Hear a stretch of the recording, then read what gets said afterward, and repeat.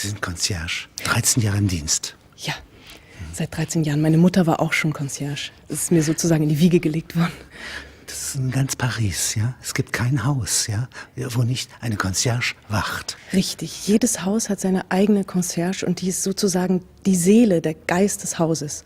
Also wenn wir Conciergen streiken würden, würde ganz Paris... Man kann keiner raus, niemand kann rein oder raus in Genau. einem Haus. Ja. Und das ist seit der Französischen Revolution, gibt es diese Schlüsselverwalterinnen. Ja, ja. Die, im Grunde auch die Liebhaberverwalterin Kontrolleurinnen. sind wir nicht? auch, ja. Also sozusagen, der Staatsfeind wird rausgehalten. Der wird rausgehalten, aber wir drücken auch natürlich auch ein Auge zu, wenn Ein der eine oder Liebesmensch, andere ja, den anderen Liebesmensch treffen will. hineinschlüpfen soll. Ja. Ja, genau, ja.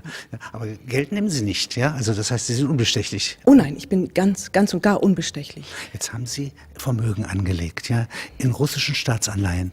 Das heißt also in die Transsibirische Eisenbahn. Ja, das habe ich leider getan. Ja, es war eine sehr enttäuschende Geschichte.